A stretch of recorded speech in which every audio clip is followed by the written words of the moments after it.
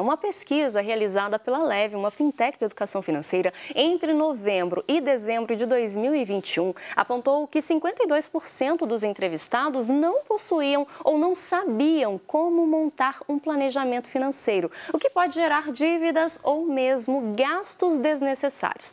Por isso, gente, a educação financeira é tão importante, é tão valiosa, para que mais pessoas saibam como administrar o seu dinheiro. E para nos ajudar a compreender melhor a importância dessa educação na nossa vida, eu recebo aqui no estúdio a professora doutora em administração e educadora financeira, Renata Veloso. Bom dia, Renata, seja muito bem-vinda. Bom dia, é um prazer estar aqui para falar desse assunto que realmente é muito importante, que deve fazer parte do dia a dia de todos os brasileiros. Renata, vamos começar explicando para o pessoal de casa, então, o que é essa tal educação financeira que a gente tem escutado bastante nos últimos tempos, né? Mas ainda não faz parte da realidade de muitos brasileiros, né? É verdade. Bom, a educação financeira nada mais é do que um instrumento de inclusão social. Por que a gente deve entender assim? Porque ela nos habilita a lidar melhor com o dinheiro, com a nossa relação de consumo e a estabelecer um planejamento para ter um futuro melhor e nos possibilitar lá na frente uma melhor qualidade de vida, melhores escolhas, alternativas que hoje muitas pessoas que não tiveram isso não têm como contar. Por exemplo, escolher envelhecer com mais qualidade, com mais saúde.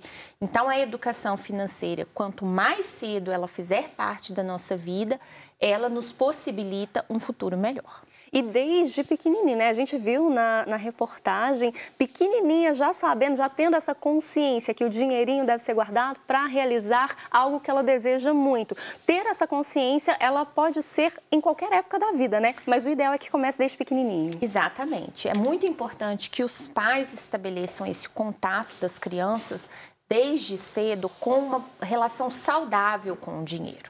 Né? Compreender que as coisas custam e que não são de graça, e que um presente ele tem um valor e que tudo no nosso dia a dia ele tem uma relação com o dinheiro e que a gente deve estabelecer uma relação saudável com o dinheiro, compreendendo que para adquirir coisas melhores, para ter um padrão de vida melhor, para comprar um brinquedo um pouquinho mais caro, a gente tem que fazer algum sacrifício, alguma economia, ou trabalhar mais, ou fazer um esforço maior para isso.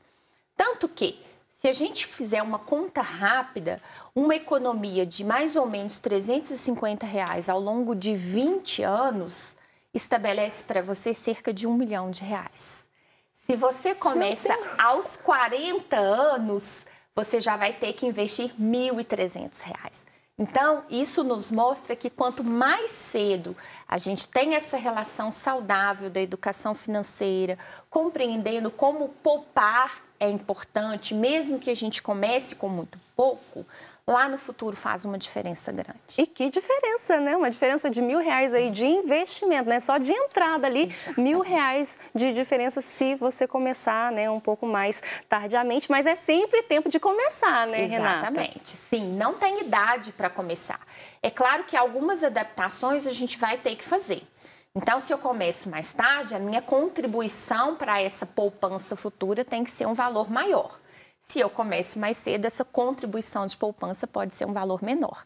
Então, os pais que estão aqui nos acompanhando hoje, por exemplo, se quiserem estabelecer algum mecanismo de investimento desde já para os filhos, pode começar com um valor muito pequeno, porque tem o horizonte a seu favor, né? O horizonte temporal a seu favor. Então, quanto mais cedo a gente estabelece isso nas nossas vidas e depois a criança cresce, um adulto consciente do uso do dinheiro, da sua relação com o consumo, de como poupar é importante e fez diferença na vida dele, ele vai se tornar um adulto mais responsável, autossuficiente com o dinheiro, sem depender de empréstimos e dívidas para adquirir seus bens, para ter uma melhor qualidade de vida.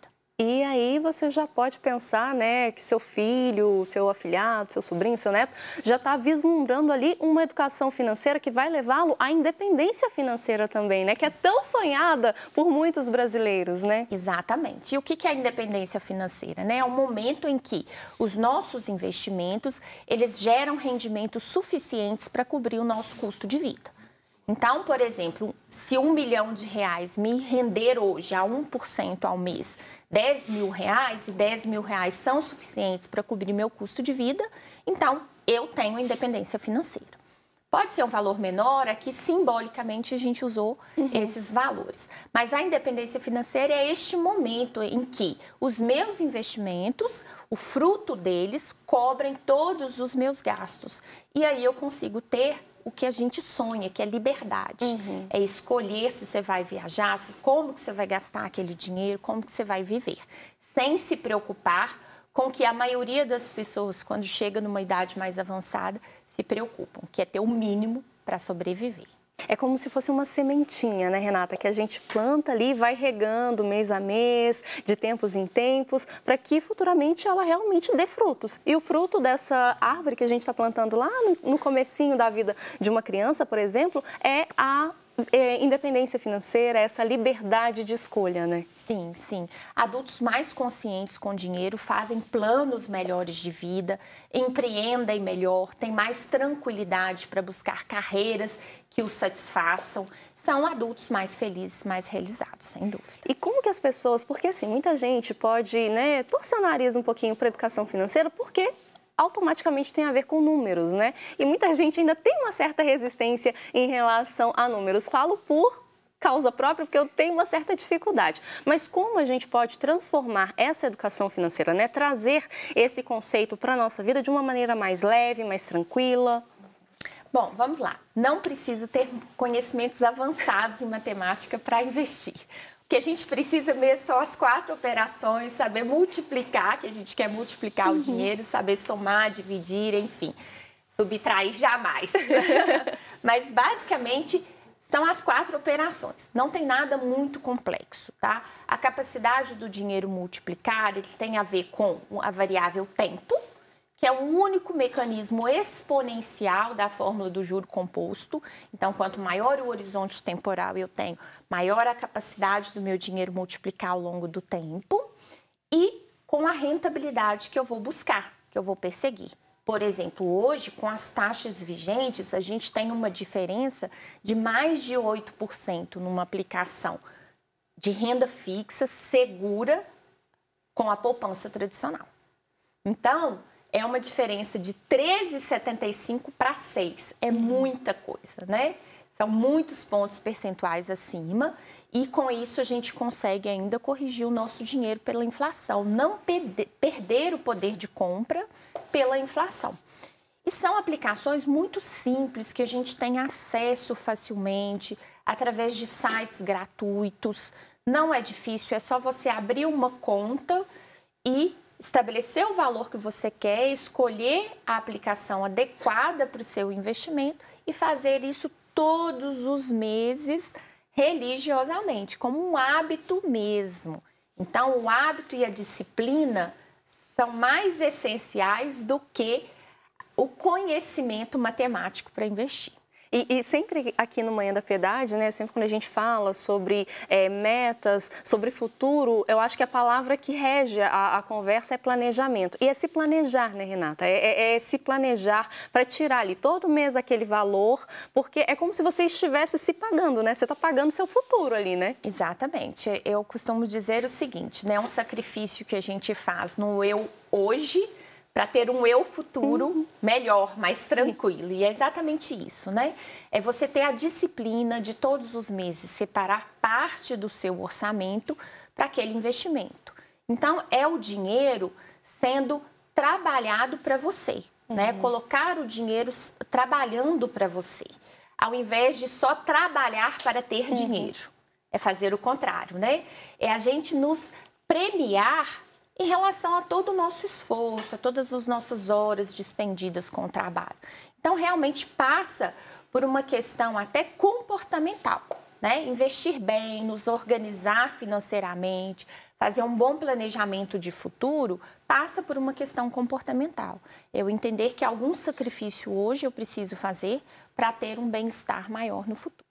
E como você falou, né, à medida que você vai fazendo, vira-se um hábito na sua vida. Então, em determinado momento, você já não sente mais aquela retirada do seu orçamento mensal, porque já vira hábito, já vira... Você aprende a viver com aquela outra quantia, né? Com o que, não que sobrou, mas o restante mesmo, daquela quantia que você receberia, né? Então, você se adapta à sua nova realidade, né? Sim, a partir do momento que você consegue se organizar, estabelecer quais são suas receitas, os seus gastos e começar mesmo com muito pouco a investir, com o tempo, a gente vai se policiando, se disciplinando para fazer o contrário. Primeiro, separar o que a gente vai investir e depois ver o tanto que a gente pode gastar em cada despesa. Principalmente naquelas que são variáveis, né? Que não são as despesas fixas. Essas a gente vai ter todo mês, sim. Então a gente já sabe, já conta com isso. Mas e aquelas variáveis? Por exemplo, o pedir comida por aplicativo, né? Eu tenho cliente, por exemplo, que achava que gastava em torno de R$400.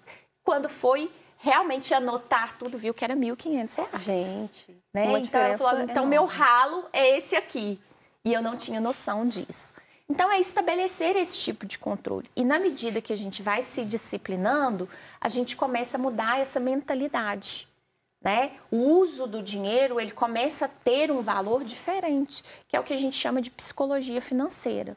A gente passa a querer separar primeiro a parte que a gente vai investir e depois adicionar o tanto que a gente vai gastar por mês, principalmente com essas despesas variáveis. Renata, esse é um assunto que renderia, sim, vários programas, porque é um assunto muito denso, muito extenso também.